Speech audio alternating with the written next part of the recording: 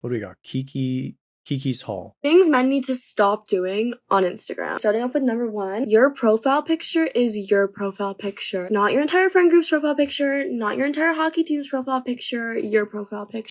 Just want to point out real quick that she's obviously sexualizing herself right at the beginning of the video for views.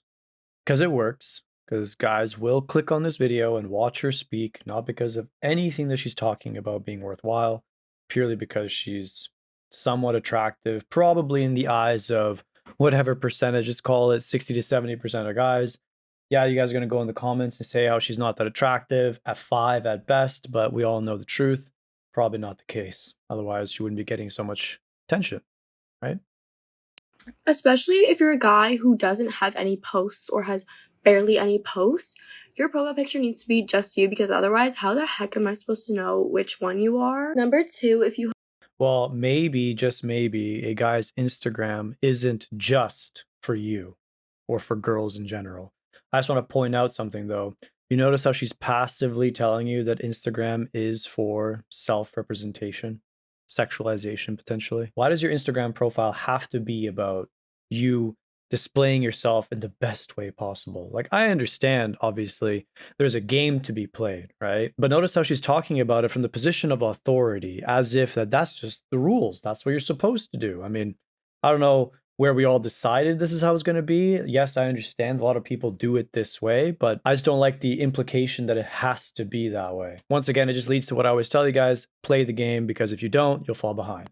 need timer photos up on your feed, delete them now. There's nothing more cringy, more horrible than a timer photo. Because number one, it just looks like a timer photo. Like, the angle is bad, it's not giving. But number two, just like thinking. It gets so in depth now that apparently they can tell if it's a timer photo or if somebody else is taking the picture for you. This is how in depth it's become. They look for every last little detail. In general, of course, you should already expect this. With everything I always tell you about what girls look for, what they seek, what they notice, consciously and subconsciously, it only adds more and more validity to what I've been saying since the beginning. If you want to be competitive, you have to play the game. If you don't care about competing, you can't cry about your results either. Imagining a man setting up his phone on a timer and then going and posing for the photo and then going back to check if it looks good. That's like one of those things that, like, if one of my friends was trying to get over a guy, I would tell her to picture that, because that would surely do it. Now, she does have a point on this. I don't like the way she's wording it necessarily, but I will say the picture is extremely feminine. You picture that image in your head, it's the most feminine shit you can possibly imagine. I know it may seem unfair, double standards, whatever, whatever. Well, how come girls get to do it and we don't get to do it? We get judged on it.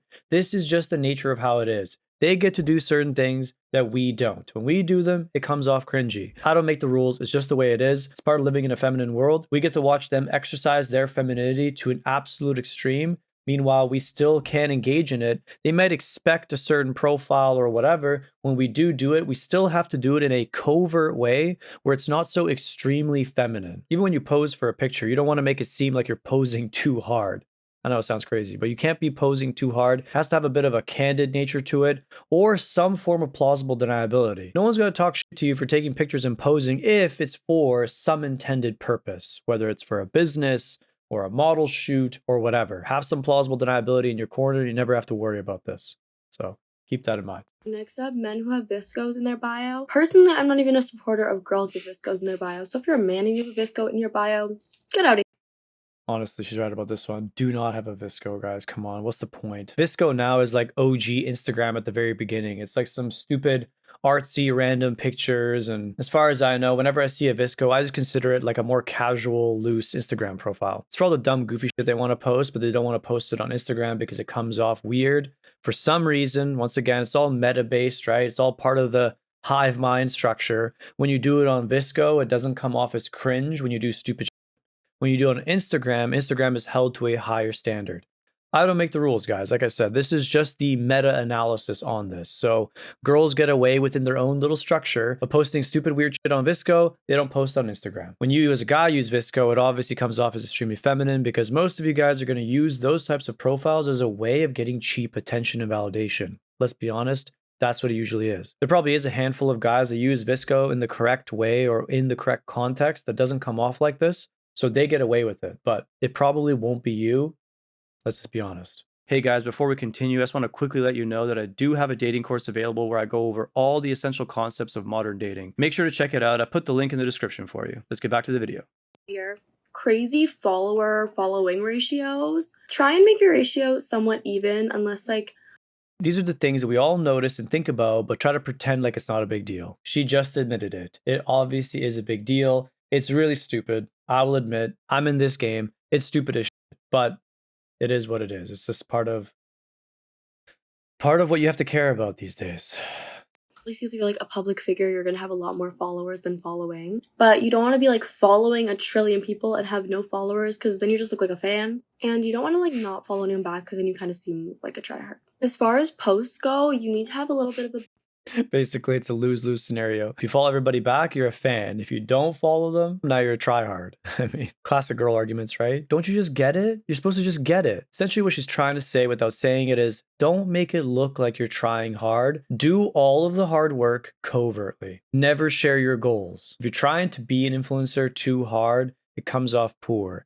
Do it in private, okay? Don't make it obvious. To be honest though, even having the goal of being an influencer is stupid anyways. I'm just using that as an example. Anytime you have a goal, if it's not genuine, like if your goal is to get on social media, garner a bunch of views just because you want to be popular, I'm not going to lie to you, the majority of people are going to catch on and think you're cringe. Some people can Machiavellian sell this and play that game and not make it super obvious. Yeah, some people are really, really good at putting on a mask, but most of the time, eventually, you're going to get found out. You're going to get made fun of, and honestly, no one's going to care about you. You have to have a goal that's more tangible, more real, more from the soul, right? These surface level goals that people have are so bullshit to start with. I just want to be popular, and I want everyone to look at me. That's a shitty goal. Like, I never cared about that. This is essentially the long form translation for something that seems super basic and doesn't make any sense, like a lose-lose. In reality, there's more depth to it. They just don't know how to articulate it because it's a feeling.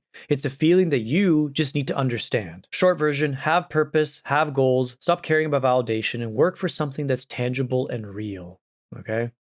balance. Just like the profile picture, make sure every photo isn't a group photo. We need to know who you are. But also don't have every photo be a solo photo. Like we want to know that like you have friends, you have family, maybe you have a dog, I don't know. Lastly, no bio freaks me out. So put something in your bio, whether that's your school, your hometown, whatever it may be. But don't just have nothing in your bio. Girls, send this to your man to fix his Instagram. Men, fix your Instagrams. Part of the game, guys. I hate Instagram, if I'm being completely upfront with you. I've always hated it.